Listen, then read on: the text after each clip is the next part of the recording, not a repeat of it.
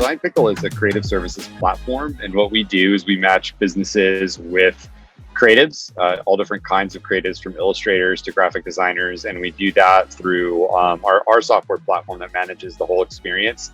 And the best part of it is it's a SaaS-like model, so you pay a flat rate subscription for your creative, and they work for you every day.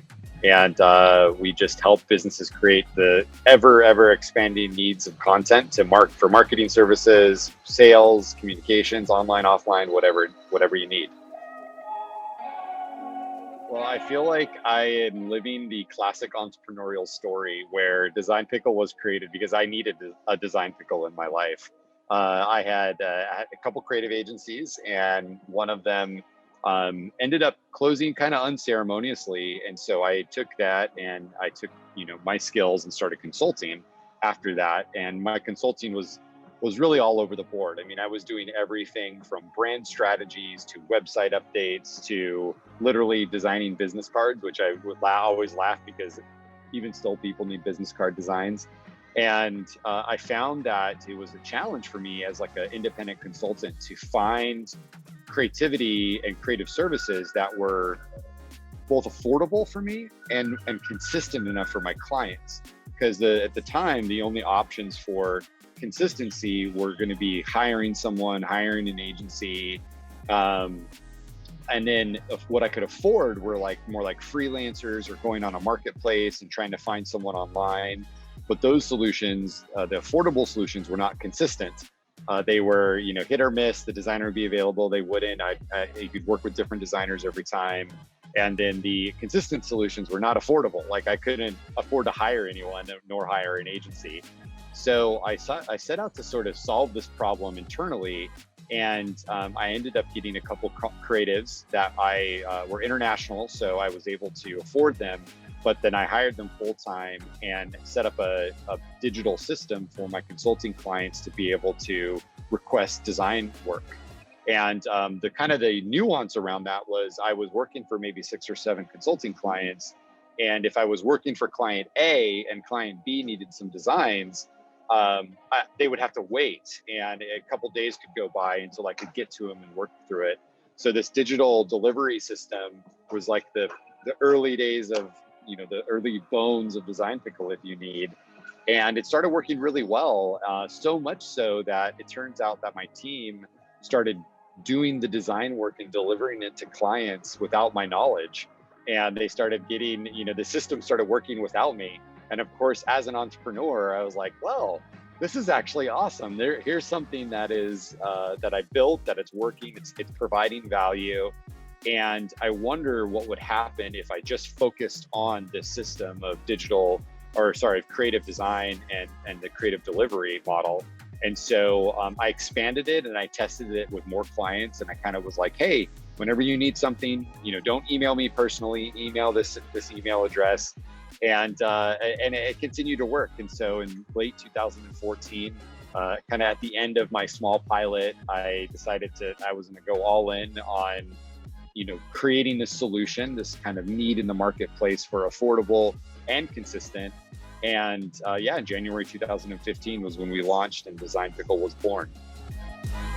I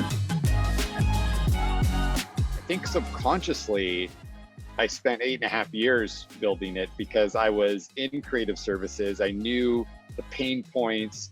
At one point, I was the agency charging $250 an hour for graphic design work that really, was very simple. But it's not a knock against agencies. Often that is just what they have to charge to stay profitable to do that kind of work. And so, but I learned so much during that process. And so then when I set out to really, solve my own need, I was really hyper aware of what was out there and what wasn't out there.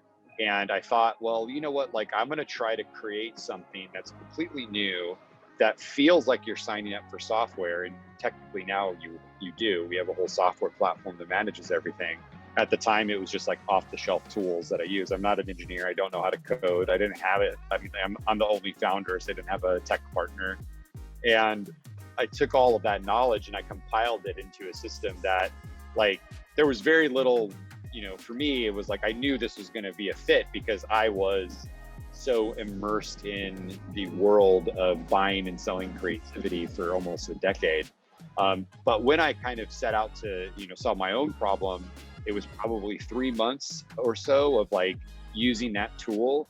And then I'm a very high quick start on the Colby scale. So from when I decided to brand it and launch it and put it out into the world, it was probably 45 days or less.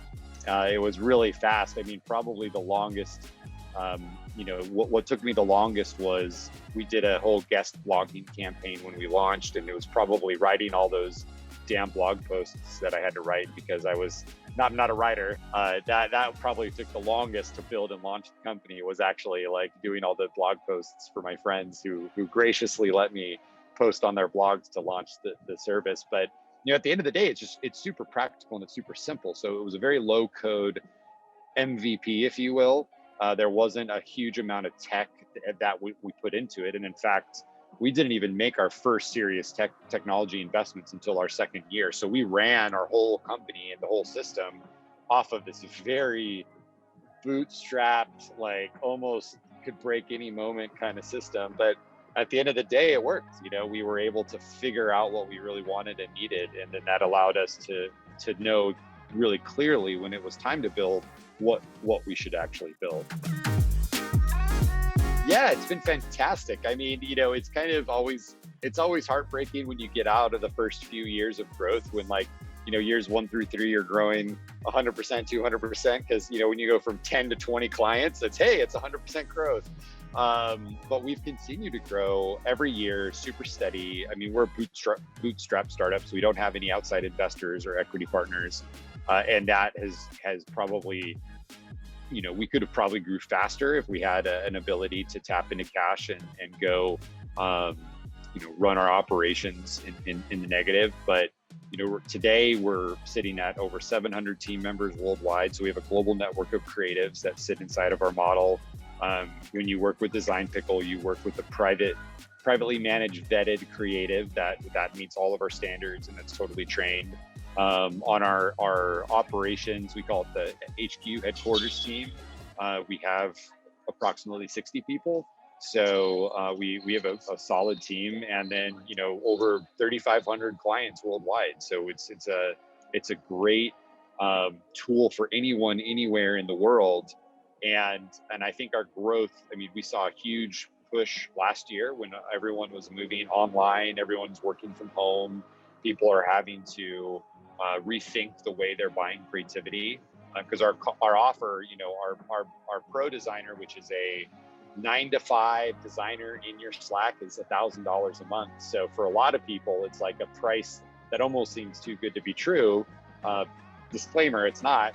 And that was a big opportunity for us last year, because most of our clients are still around. They weren't decimated in the COVID fallout, but they are dealing with less resources. They have less budget, or they have more to do, and so they don't have the ability to hire. So we fit in really well with that, and we've continued to see that boost as we've headed into this year, and we're consistently beating all of our numbers from last year.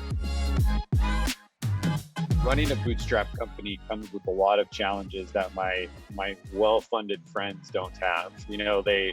Every decision is very, you have to make it very carefully. And I do feel like at this stage, with our size, where we're at, I wish our product vision and our roadmap is massive. And there are days where I wish that I had a rich investor uncle that could allow us to accelerate our plans. But that challenge, I think, has allowed us to run a very efficient operation. Everything we've built and done, there's a purpose. There's essentially a need, and we're not operating in a wasteful way. I will say though, becoming a technology company sort of later, rather than building the software and launching it and having all of that from day one, that's definitely proved to be challenging. I mean, even today on our 6th year in business, we discover code and things that we've done that were kind of, how can I say nicely, like taped together, if you will, where it's just like, hey, let's just do it this way really quick. And again, back to the funding, situation. It's not like we had a lot of time to explore and take our time building certain parts of our software. So we've had to really catch up on the technology front. I would say, it really only in the last 2 years did we get into a position where I felt like our platform and our software and what we were building for our clients was really up to speed with what I wanted. So again, another learning lesson, of who to hire, how to manage those folks. I guess you could say Design Pickle was a late bloomer to the software game. And now that we're where we're at, we're definitely past that. But there were a lot of sleepless nights thinking of like, oh man, like what happens if this breaks? Or one of my engineers emailing me being like, hey, this one piece of code, like we have to redo everything and it's going to take 5 months. It's like, oh my gosh. So, but I think probably most companies deal with that. I'm probably not alone in that situation, but I do feel like we should have started the software piece maybe a bit earlier. I think choosing something that's really simple with a really big market has been just the best possible business strategy I could think of. And doing it in a disruptive way from the pricing model and from the delivery model. So, traditional creative services are laborious. There's a lot of back and forth from hiring, interviewing, finding, managing, and we strip all of that away. So, really literally you go to the website, you sign up, in minutes you submit your first request, and in a business day you get your first drafts of that request, of those designs. So it's super disruptive from a what exists out there standpoint. And that's great because I don't have to have a lengthy sales process. And for our clients or our ideal client, that's the case. Like if you don't understand that, if I say, hey, we have a designer that works for you every day for $1,000 a month, and you immediately don't see that value, then you're not a good fit for us, and that's awesome. So it makes the sales process really streamlined, really easy. And then our market size is mind-numbingly large. So we almost have a challenge of where there's too many clients, like we don't have enough budget to sell to everyone we could. So sometimes it's hard to focus. But any business out there that's solid, that's growing, that wants to grow, that is a client for us. And it could be a one-person online operation. It could be a 10,000-person mega multi-country global operation. Our plans and our services fits within that. So again, that makes things really opportunistic. Unlike I've had other colleagues who have like very crazy nuanced, business-to-business software. It's like, we sell project management software for, engineers who only design park bridges. And it's like, okay, how many are there in the world? Maybe there's like 100 of them or 500 of them or whatever. For us, it's, tens or hundreds of millions of folks. So that's exciting. But again, also you can get into the shiny marketing object syndrome where you're trying to go too many places if you're not careful. Pressure. So one of my colleagues and really good friends, Chris Ranzio, founder of Trainual, has been involved for a while and had nothing but great things to say about the organization. Admittedly, I've been kind of a hermit over the past few years. I haven't been much of a networker. I haven't been out there in the Arizona software scene. And they mentioned that they were launching the new group for businesses that were, appropriate for Design Pickle size. And I just signed up. I really didn't do much research other than the recommendation from a peer, which I guess is like the best form of sales for any organization, is to have that.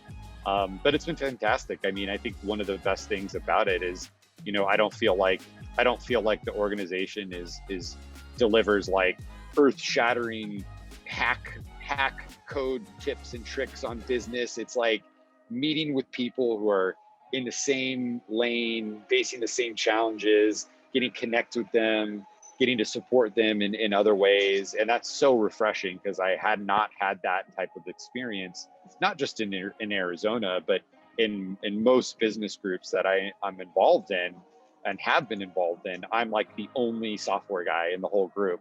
So it's so awesome to not have to like explain things to others, or to be in a room where we're all kind of like hungry for the same things, versus being in a room with a very successful entrepreneur, but maybe they're 65 and running their family business and have no plans to sell it, no plans to grow it. They're just living a very comfortable lifestyle. Seems fun, but it's definitely not my current strategy. Probably the one thing was just seeing what incredible companies are out there. I mean, I still, like, our last meeting, we met with Jamie Baxter at Quick, and like I was blown away by like his offices and his businesses, like, and I've been meeting with him for almost a year. So it's like, I think I'm still shocked in a positive way about what's happening in Arizona, and super proud of that. I'm an Arizona native, so it makes me real proud to like be able to see that kind of growth.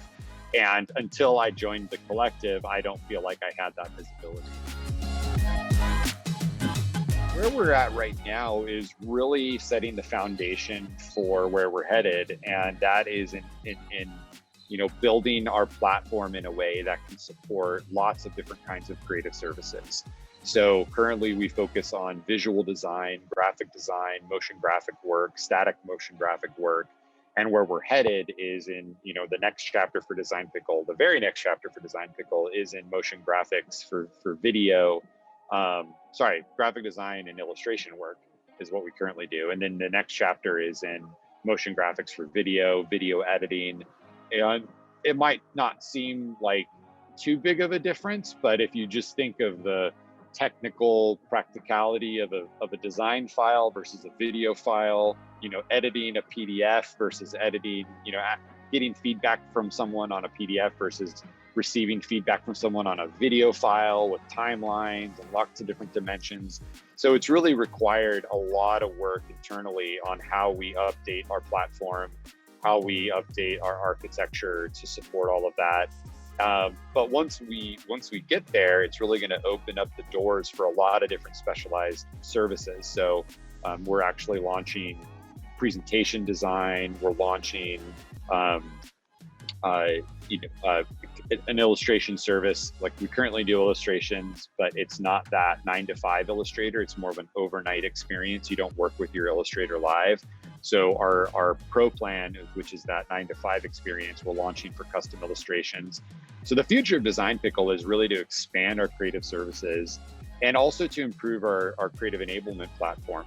Our software is super unique in a way that it's not just about finding a designer and getting matched like an online dating service. That's kind of what the marketplaces do. You search for someone, you find them, you work together, but the working together is very minimal. It's here's my brief, here are your files. Here's my brief, here are your files. And admittedly, that's mainly what happens today.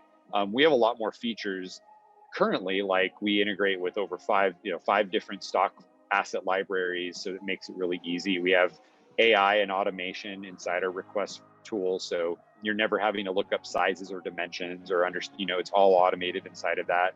But we want to take that to the next level, where it gets to the point where our tool is recommending things to you as a user, kind of Netflix style, but also for our creatives. Our creatives are human. They're not robots. They deal with creative blocks and challenges in their own world. So our platform, we actually say internally, our platform, we designed for our creatives first. So how do we make their workday easier? How do we automate their workflows? How do we ensure that when they show up, they can do what they do best, which is be creative? So that's really where we're headed with the future of our platform, is enabling creativity on both sides for the client and for the creative. I'm doing this video call from Melbourne, Australia. We've identified Australia. We have a lot of great clients here. And, for us, the best fit for our markets are English-speaking countries. So North America, UK, Australia. And as I record this today, we are buttoning up all the loose ends of our business entities here. It'll probably be, a couple more months until we really start getting ramped up, hiring people. We have 2 team members here who we've hired already. But it's exciting because we're really putting our stake in the ground to be a true multinational company, offices, operations internationally. So yeah, I'm super stoked. a lot of that is the amazingly cool weather. It's like 65 degrees here right now, which is, for a late April in Arizona, I know is not necessarily the same temperatures. But I do think too, it just goes to show what a broad reach we have, because most of our growth here has been completely organic.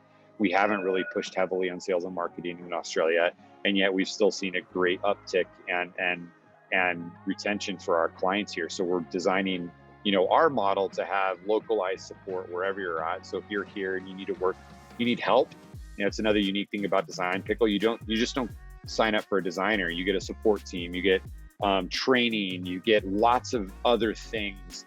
And we're wanting to localize that in our core countries. So if you need help, you book a call. It's someone local to Australian time zones. They can support you and make sure that you're getting the most out of what we do. I mean, it's not new or novel advice, and it's something that I heard so many times prior to doing Design Pickle. And like I mentioned, I inadvertently did it myself. Is I would say do as much as you can without heavy technology investments as you're getting started.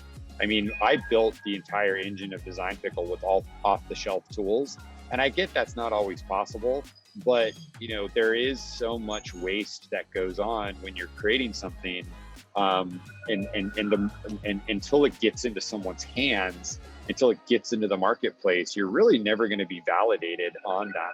I mean, the purest form of business validation is people paying you money for it. So you really want to try to do that as efficiently as you can, to the best you can, but also don't go too far down the path of what it is at the core you're doing. And if you can do that without 10 engineers and millions of dollars, fantastic. That's where we were at. Now I say and I give that advice only in hindsight. I did that out of necessity, not because it was some strategy. Like, I had no money, I had no engineers. That's what I had to do. So I think there is a fine balance. And if you were to ask me if I was going to do it again, hey Russ, here's $1 million of funding, would you want to build this? I would probably say yes. I'm like, oh, that would have been a lot easier. But again, that's in hindsight. I now know what I know, so I know I would spend that wisely and I would do a really good job with it. But as founders are out there thinking about where they go, we have this saying inside of our company now where it's high learn, low burn. So what could we do that is like the highest level of learning, the highest level of information with the lowest level of cash spent? And a great example of that is our motion graphics pilot program. We piloted 50 clients that we had motion graphic designers, and we ran the product and designed for them and delivered work for them, and it was massively successful. We did that with like Google Forms and Asana and like all of the off-the-shelf tools before we go into our own platform to say, okay, what do we need to build? How do we need to improve that? And those are free tools. So we were able to do all of that without a single extra dollar spent.